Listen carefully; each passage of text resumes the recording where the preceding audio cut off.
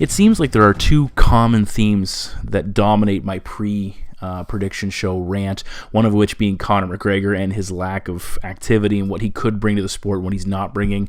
The second being the downfall of the UFC. I talk about it in one vein or another, whether it be losing fighters to Bellator, whether it be losing fighters to just walking away from the game altogether, lack of payment, fighters that are disgruntled. It seems like right now the promotion is under attack from all angles. You've got guys like Quinta and Nate Diaz are just not happy.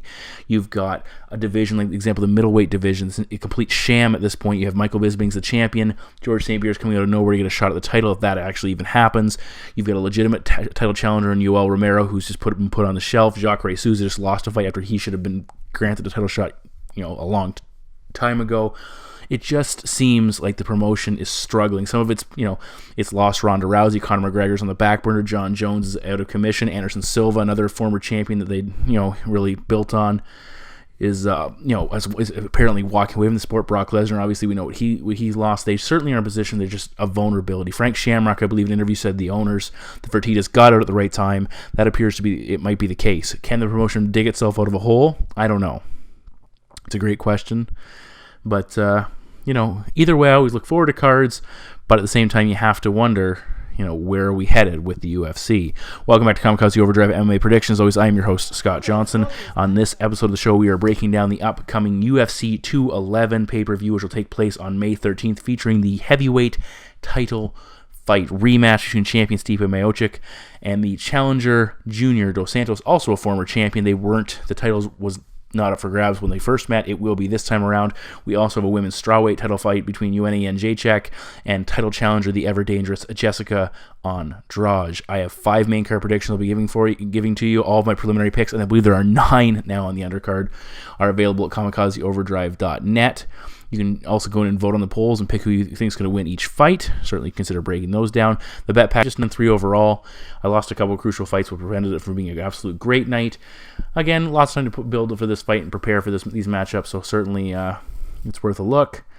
And on that note, let's get to that first main card prediction. The first fight of the night takes place in the UFC's flyweight division as former title challenger and number 2 ranked Henry the Messenger Cejudo, 10 wins and 2 losses, takes on the 6th ranked Sergio Pettis, currently holding a record of 15 wins and 2 defeats. Now for Pettis, he's 3-1 since moving into flyweight. He lost his debut in the UFC in the promotion in this division via knockout against Ryan Benoit, a fight he was probably winning. It was certainly a major upset. He has looked progressively better coming into this matchup in each of his last 3 fights. For Cejudo, he has lost back-to-back bouts. He was knocked out by the champ Demetrius Johnson. He lost a controversial split decision against Joseph Benavidez in a fight he lost a point for landing a couple of low blows early on. We've seen a lot more egregious things committed without any points being taken off. That was kind of the title fight letdown scenario there, and he did have a split decision win over Yasushi Formiga in the fight that earned him a shot at the title, so he's had some very close fights against the elite of the division. Overall, when you look at Cejudo, he has had some issues with weight cutting, not recently though, he seems to have got it under control. Pettis formerly fought 135 pounds as well, and talked about 125 being a little difficult for him. We'll see if any of that rears his ugly head with the early weigh-ins. Physically, Sergio, 2 inches taller, a 5-inch reach advantage, and he is the younger man by 6 years. Looking at Pettis first, he's a switch stance fighter. He slips his head off center very well when he's striking, throws good combinations, and he's a pretty good volume striker, averaging 4.02 strikes landed per minute. He has an incredibly fast right jab, which was really showcased in his last win over John Moraga. No to limited windup, at least, when he throws it. Follows with a solid left hook. His confidence in his striking ability is growing significantly. He'll mix in a good inside leg kick, and he will go high as well. And I really like the way he mixes up his strikes, combinations, leg kicks, knees, head kicks, everything he can work in, and he's very smooth with his delivery. When he fought Moraga, he hurt him with a nice counter left hook early on, dropped him with a short right as well. He was getting hit in those exchanges, but his power seemed to be holding up fairly nicely, and his ability to take shots, was certainly giving him the edge in that fight. Now, he did take Moraga down early. He has 7 takedowns over his last 3 wins, so his offensive wrestling has certainly become a factor in his recent success. I don't see him taking down the former Olympian in this matchup if he does look for takedowns. Now, on the flip side of things, he was taken down by Moraga. He went for a guillotine, lost position. He will attack off his back, but it's a losing spot if he spends too much time there. And interestingly enough, and Daniel Cormier did the play-by-play in that fight, and he really focuses on the wrestling. And he talked about the benefits of Moraga looking for takedowns, even if he wasn't landing them with consistency. And you started to see Pettis drop his hands in defense of the potential shot, and that was opening up opportunities for Moraga to land on his feet with strikes and do some damage there. Moraga did score a takedown in the third round. Pettis has given up at least one takedown in 7 of his 8 UFC fights, and that has been an issue of concern for him. Additionally, Sergio has had some problems with fading. He tends to get up on the scorecards and then kind of let things slide in the third round, give away that third round, and it hasn't cost him really, but in a closer fight, it could be the deciding factor. And his output in that last round, not only did he spend some time on his back, his output on the feet certainly wasn't what it should have been in the opening 2 rounds. Now, he changed his camp heading into the Benavidez fight. And while they talked about some noteworthy differences in his approach, in his style, it takes more than a fight. And I think they only had 8 weeks to prepare.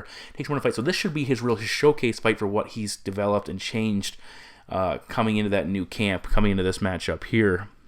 Now, he did look much more aggressive in his last fight. His urgency was up. That could have been fueled by some of the hate as fighting his Ultimate Fighter coach, counter coach, I guess if you will. But his striking did look improved. His timing looked better. His overall technique looked much better. And he had some power. He seemed to hurt Benavidez. Actually hurt him first. He rocked him with an early left hook during a big exchange right off the bat.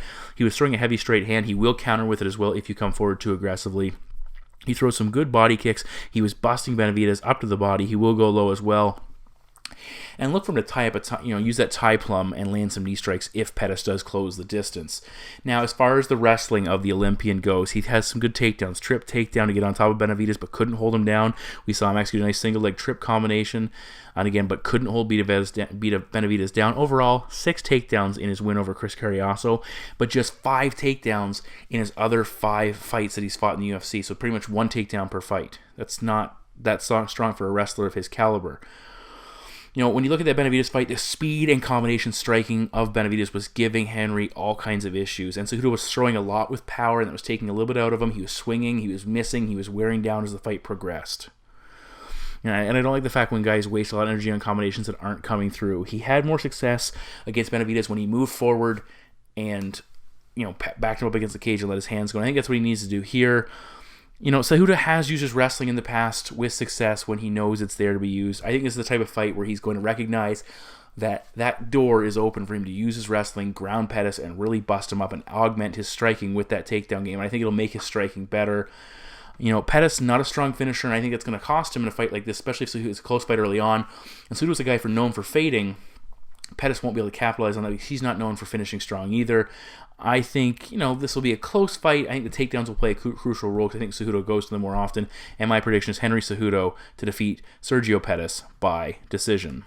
We bump up to the UFC's featherweight division for this next fight as former lightweight champion, the number 2 ranked Frankie the Answer Edgar returns to action with a record of 20 wins, 5 losses, and 1 draw, and he takes on fast-rising El Pantera, the 7th ranked fighter in the division, Yair Rodriguez, with a current record of 11 wins and just a single defeat. Now, Edgar is coming off a win over Jeremy Stevens, and he's kind of become the new Uriah Faber. He actually beat Faber not that long ago. He's the holder of the Faber belt, and you look at that similar run, he has won his last 6 non-title fights, but he is 0-4 in his last 4 title opportunities. Very similar to what Uriah Faber was going through until the very end.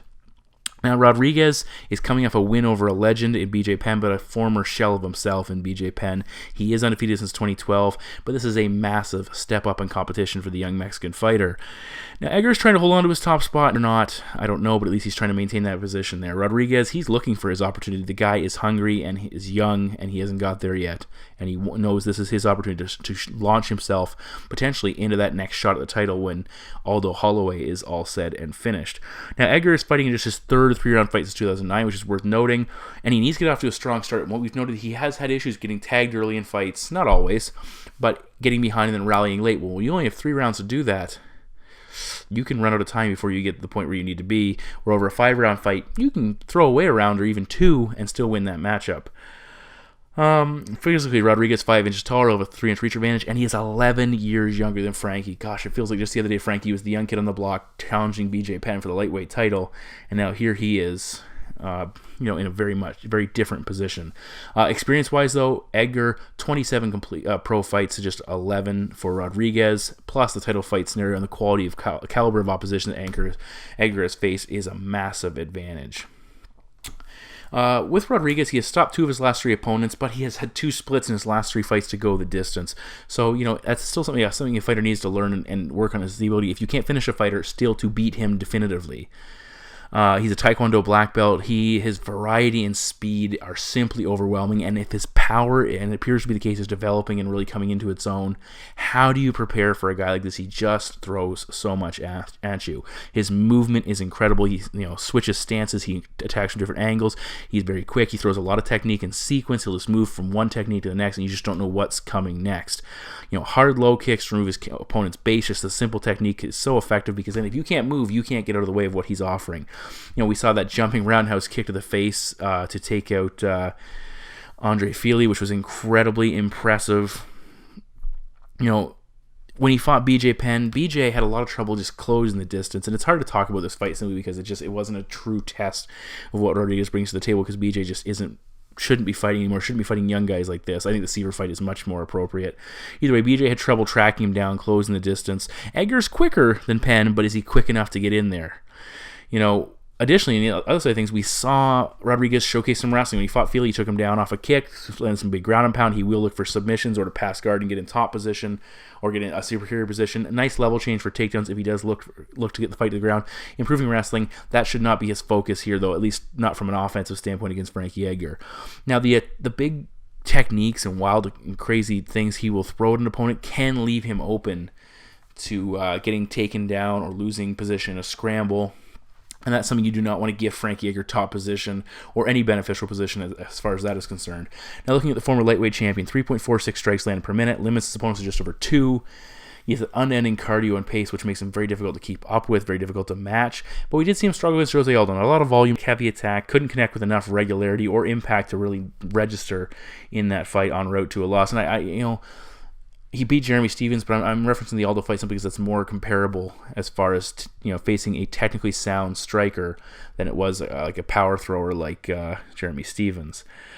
Frankie does a nice job with that left jab. He doubles and triples it up. He'll throw a slick 1-2 and finish with a low kick, which is one of his better techniques. Constantly pushing forward, working in and out, a lot of lateral movement. Now, he can be hit and he can be hurt. We've seen that on multiple occasions, but he's very difficult to put away. He endures and rallies so well, but again, not a 5-round fight. He can't afford those setbacks early on. Now, he augments his striking with a very sound wrestling game, as we talked about. Rodriguez needs to be very careful there.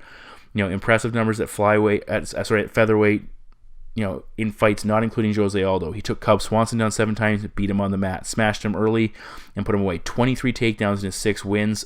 Only fight that he won that didn't involve any takedowns was the quick knockout of Chad Mendez.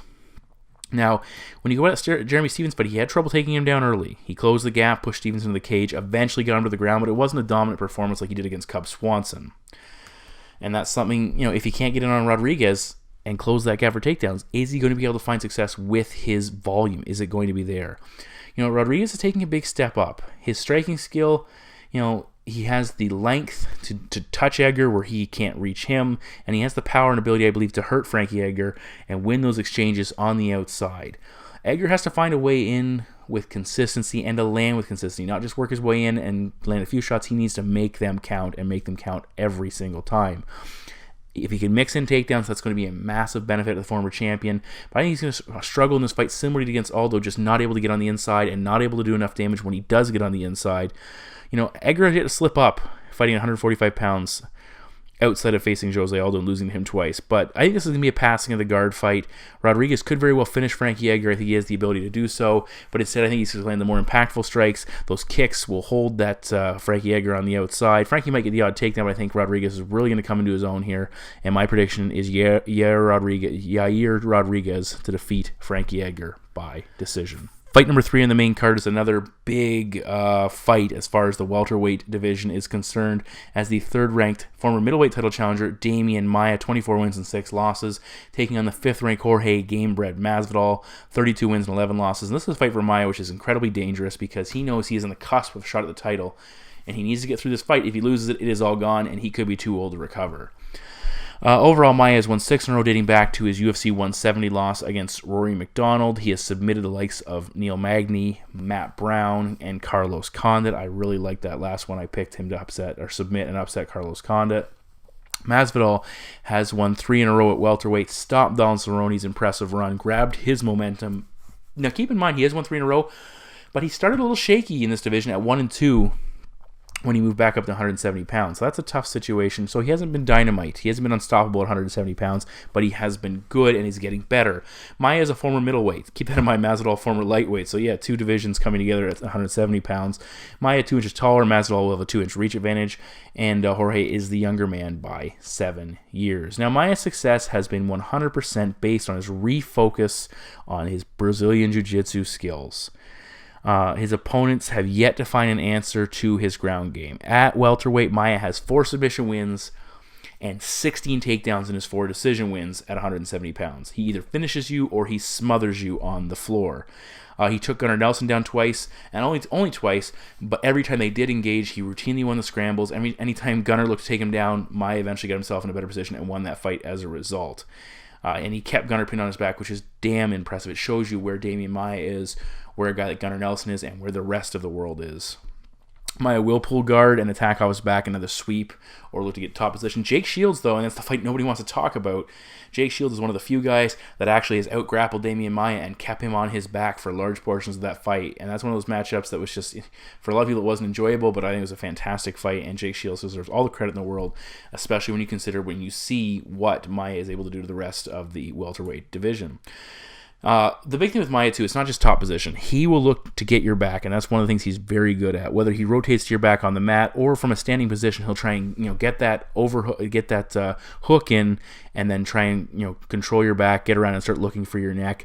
He'll do it in the clinch along the cage. Just any position he gets an opportunity to control that and work himself into that advantageous position, he will look for it. He has 5 wins by rear naked choke and 1 by neck crank, so he knows what he's doing once he gets there. Now his striking is improving, but he has moved it to the back burner, which has been for the better, and refocus on his ground game. I expect something similar here. If Masvidal can force him to stand on his feet, that's fantastic for Masvidal. But I don't expect to see Maia willingly engaging on the feet without exhausting his attempts to get the fight to the ground. Now, the cardio of Maia, and I use the word exhausting properly, has been big of an issue. When he fought McDonald, he took him down in round 1, dominated that opening round, but gassed out and lost it, and that's something Masvidal has to look for here in this fight. Conversely, the lack of cut replenished Jorge. He has 3 split decision losses in close fights. Sorry, I jumped ahead.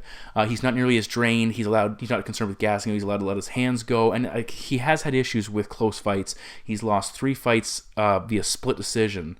Some of them were at 170 pounds, but still he feels as he's more comfortable and able to really engage and attack, if he's not finishing guys, he's still dominating them.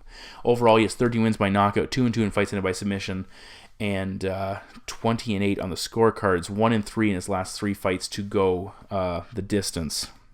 He's lost 4 fights to go the distance. He's a boxer by trait. He's got a lot of power, strong offensive and defensive wrestling, though. He's a very good underrated grappler. A lot of guys won't consider him a top grappler, but he's very, very capable on the mat. He's just so good on the feet. That's what he focuses on. Look for that left jab. He can do it while moving backwards. He'll throw a nice counter left hook. Short punches overall. He's a pocket puncher. He'll work the body, and he's got power. We've seen him put guys away. Donald Cerrone, we saw him put away, of course, Jake Ellenberger as well. And he'll throw some of those high-risk maneuvers. Might not be nearly as smart here against a guy who will look to capitalize and put you on the ground. That jumping knee, he'll throw lots of body kicks and low kicks, mixes up his offense very well, moves away when he's under pressure, sees strikes coming. Just overall, he's a very effective fighter no matter where the fight takes place. When he fought Ellenberger, he did a lot of damage when he was able to pressure him and get him on the cage. He seemed more aggressive, close the distance and throw, let his hands go, and let his fists do the talking for him. But with Demian Maia, he does one of 2 things here. He brings a lot of pressure, and we have yet to see a fighter handle that pressure well, especially when they engage in the grappling scenario, at least recently. Masvidal, he needs to be defensive early, I think, in this fight, avoid getting submitted, make Maia work for those takedowns. He might lose the opening round because he's, defending takedowns, but exhaust Demian Maia, tire him out, and take it over in rounds 2 and 3 and look for either a stoppage, which is easier said than done unless you're Nate Marquardt, or outwork him, outpoint him. But if Maia can't get the early finish, again, Masvidal could take the fight in 2 or 3 rounds, but he'll still be able to take guys down. I think, simply put, the Brazilian's grappling is just too good. If Masvidal is aggressive early on, Maia's going to change levels and counter with a single leg and put him on the mat. If Masvidal sits back, Maia's going to push forward, change levels, and put him on his back. It's going to be one or the other. Demian Maia is taking guys down. He is either submitting them or he is smothering them. And I think he'll eventually get Masvidal's back and lock in that rear naked choke. My prediction is Demian Maia to defeat Jorge Masvidal by submission. We move now to the co-main event of the evening, and it is the first of two title fights. This one taking place in the women's strawweight division. The champion, Joanna Jedrzejczyk, and I'm probably saying that wrong. I've heard it said so many different ways, but this is the way I say it. Undefeated at 13-0, fighting out of Poland. While her Brazilian challenger, the third-ranked Jessica Andrade, 16 wins and 5 losses. She is on an absolute roll. Now, looking at Jedrzejczyk first, she is still undefeated. She has defended her belt 4 times. She is 7-0 in the UFC. That's a damn impressive ledger. Andrade, though, 3-0 since cutting to 115 pounds. She TKO'd Jessica Penne, former title challenger. She submitted Jojo Calderwood and made it look easy. And she picked up a fairly impressive decision victory over former Invicta champion Angela Hill. Now, Jedrzejczyk, she is 5 inches taller than Andrade, and it's crazy to think Andrade at 5'1" formerly fought at bantamweight and had success there. Jedrzejczyk only a 3-inch reach advantage. The challenger is the younger fighter by 4 years. Now, looking at Andrade first, she has 5 wins by knockout, 7 submission wins, 4-1 on the scorecards. She has been KO'd twice, and she has been submitted twice. For Jedrzejczyk, 4 knockout wins, 1 submission win, 8 decision victories, 2 finishes in her 7 UFC fights, which is hard to believe considering she's seen as such a monster. And I guess that performance against Penne and the performance against Carla Esparza was so impressive that it just resonates with us far beyond any of her decision victories, even though they were impressive as well. Looking at the challenger first, her pace and power, and simply put, her ability to overwhelm opponents is what has made her so darn effective. She backs opponents up to the cage and she lets her hands go and she pummels. Lots of hooks. She'll go to the body. She'll counter strike as well. She does, she swings a little bit wide at when she's at range, and that can lead to getting countered in close. But once she gets inside, look for those hard, short punches. She'll throw knees. She had no problem closing the gap against a big, rangy fighter like Jojo Calderwood. Handled her with ease. She lands a lot of takedowns in the clinch and is really just an absolute handful for anyone to deal with on the inside. Once they can scramble, her signature submission is the guillotine choke. We saw her slam down Jojo Calderwood, who's probably going to 125 pounds. She's a big fighter for the division. Slam down Jojo Calderwood with ease on a couple of occasions. Big round and pound, eventually set up that guillotine and put her away like it was really nothing. And Calderwood, remember, was the number 2 ranked fighter in that original tournament to crown the champion. Now, we did see Andrade get caught off her back. She was on top from top position, and Marion Renault caught her with a submission. She also got submitted by Jessica Raquel Pennington. So she's been submitted a couple times to the ground, but that's not Jedrzejczyk's forte. If Jedrzejczyk, who said she could submit her, if she submits her with anything other than strikes, I will be surprised. Andrade, though, she has looked very good at 115 pounds. She has looked exceptional at 115 pounds. Her cardio held up way, better than many people expected it to in the 8 minutes thrashing of Jessica Penne. Against Angela Hill, she looked good for a full 15 minutes. Of course, she slowed down. It was a grueling, very, very good fight. But she kept moving forward. She was still doing damage. She was still having 15 minutes is not 25 minutes, but at least she laid the groundwork that she can do it for long enough to get 3 rounds in the books. Now the champion, she's a lethal Muay Thai striker. Her, and of course, she's been fighting, fighting top competition, but 6.45 strikes landed per minute. That is incredibly impressive. Conversely, just 2.25 strikes absorbed per minute. Carla Esparza, the former champion, who a lot of people felt was one of the top, the top 2 fighters in the world at this weight class, hit her 4 times, 4 significant strikes. That's impressive. Jessica Penne, 126 strikes given up in just a couple of rounds. She hit Valerie Letourneau 220 times, Claudia Gadelia 176 times, and Karolina Kovacevic, again, another name I'm probably butchering, 171 times. This girl does not know how to strike and in anything else but then punches and bunches. That's all she knows how to do. She throws a very good left jab. She works in those body kicks, elbows while moving forward. She does a good job of getting her head off landing strikes off the clinch, getting her head off the center line when she's attacking, when she is moving forward. Her kicking game, we saw her, the front kicks to the face. She'll go to the body as well. Overall, she's just incredibly dangerous. and she is very lethal when she gets her opponents back to the cage. If she can back them up, they have nowhere to go, she will let her hands go, and she can finish there. She has made a career again out of beating grapplers. Girls that are looking to take her down, she exhausts them and she pounds them out. Now, keep that in mind. She hasn't been letter perfect. Claudia, in her last fight, dropped her early on in that matchup, put her on her back, and while Joanna fended off the early takedowns, and she, was able to get up, was able to have some success in early rounds, she was probably losing the fight in the early going. Valerie Raturno had some success sticking Joanna in the clinch, keeping her pinned on the cage. She was taken down relatively easy by Claudia in that last fight, and in the first fight as well, she was taken down several times, and it came out of the clinch position, a spot that Andrade is going to want to exploit. And while Jedrzejczyk was able to get back up, getting taken down is certainly not a positive. I don't like what I saw from Joanna at times. When she did get pinned on her back, she struggled, and Claudia just didn't do enough with top position to really make it count. And I think that's something to be concerned here. Additionally, I think Joanna's she's overconfident, maybe too confident at this point in time. She's very dangerous as a striker overall, very dangerous fighter, but there's a point where I think she's starting to believe in her hype a little bit too much, just some of the things you hear in the media. Additionally, the weight cut appears to be very draining for her. You look at her weigh-ins, and she's just a shell of what she actually is as a human. 25-pound division, which is being talked about. Some people saying it's a done deal. Others saying, typically in weight, no, it's not happening, or it's maybe happening, which probably means it is. Could that draw her focus where she can go up to a division which might be more suited for her body type? I don't know. That could really, hurt her, her mental focus coming into this matchup. I think Andrade is hungry. She's not nearly as good a grappler as Claudia Gadelha. She's no slouch, but her cardio is better. She's a better striker. I think physically she could be stronger. She should be able to manhandle Jedrzejczyk once they hit the floor. Andrade, I think she's going to back Joanna up early, put her on the mat, pound away, really break her down, and make those top positions count. Look for her to target that guillotine, and she does it from top position. She will beat her opponents down and eventually work herself into the guillotine position and not move to her back until she has it secured. And if she gets it secured, you're in trouble. If there is no finish, Andrade, I think she'll get ahead early, keep moving forward, and make it hard for Joanna Jedrzejczyk to rally like she did against Claudia Gadelha. But my prediction is Jessica Andrade to defeat Joanna Jedrzejczyk by submission and become the new women's strawweight champion of the world.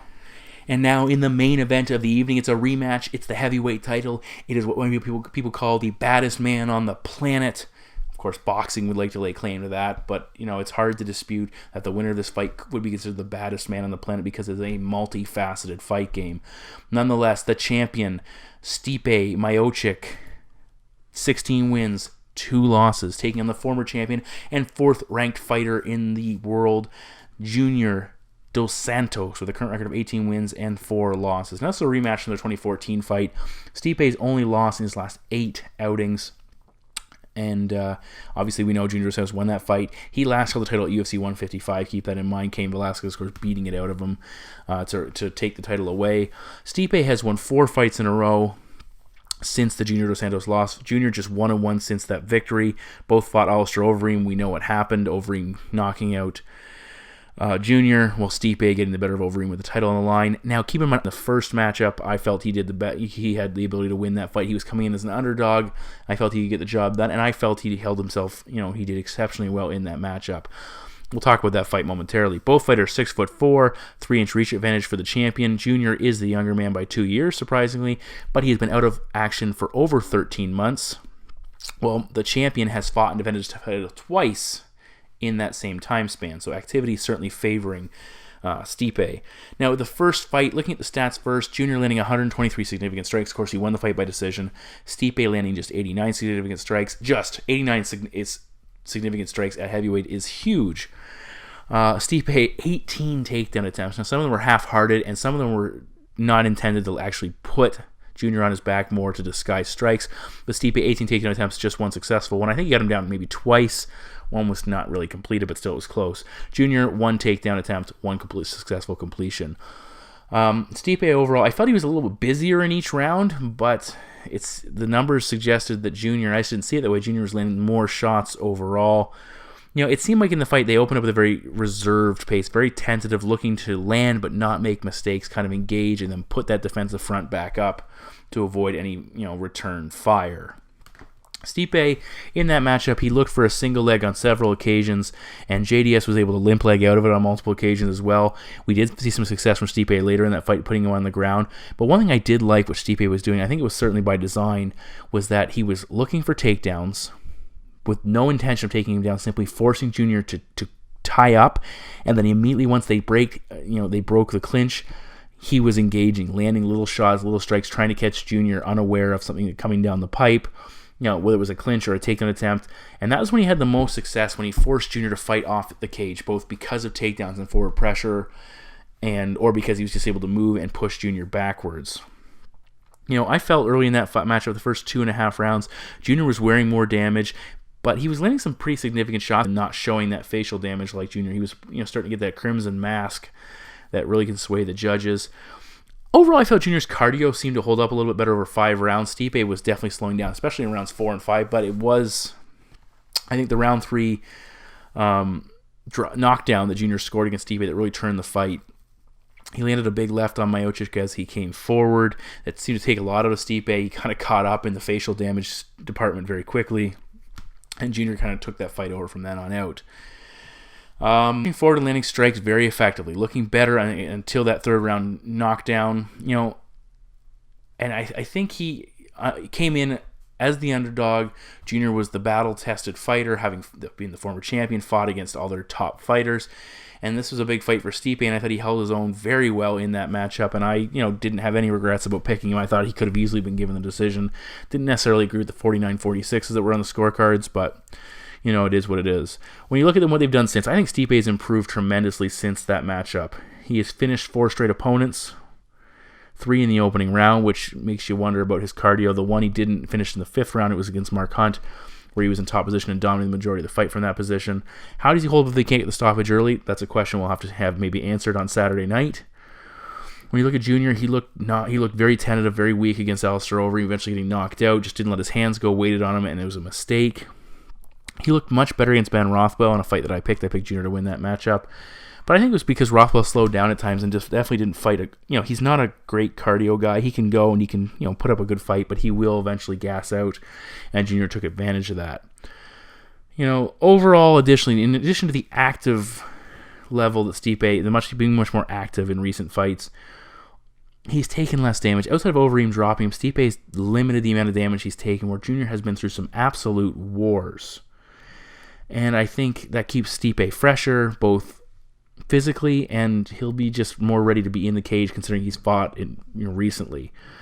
I think Stipe will have learned from that first fight. He's going to come out and use the improvements he's made, the adjustments he's made. I think he's a very smart fighter. As much as I like Junior, I don't think he makes the alterations he needs to make. He's the same guy every time we see him, where there are more layers, especially that wrestling factor that will help Stipe in this fight. I think ring rust certainly could prevent JDS from getting off to a good start, which could either lead to that early stoppage or a slow start in a close fight, which is against the champion. If you don't win those first couple of rounds in a close fight later on, it's going to be hard for you to steal that matchup. I think Junior will have his moments, but the champion will land the better combinations. He's going to do more damage. He's going to mix in his wrestling more effectively. I think we're going to see that same technique of shoot. If you don't get the takedown, land strikes in the break and keep attacking. I think Stipe keeps the pressure on more effectively, but he'll limit some of the damage that Junior's able to return fire with. And I think Stipe eventually catches him. My prediction is Stipe Miocic to defeat Junior Dos Santos by TKO and once again retain his UFC heavyweight title. So those are my 5 main card predictions for UFC 211. All of them will be available at kamikazeoverdrive.net, so please check them out. The bet packs will be posted as well. $15 for a regular bet pack. I believe you can pick up the next 6 for $70, which saves you about $20. So it's a free pack plus $5 off the next one. Certainly if you're looking for a long-term investment, that's the way to go. As always, guys, thanks for tuning in. Check me out on Twitter at KO_predictions. You can follow me on Facebook as well. I do some posting on there periodically. And, heck, it's going to be a good card. I hope you all enjoy it, and see you next time.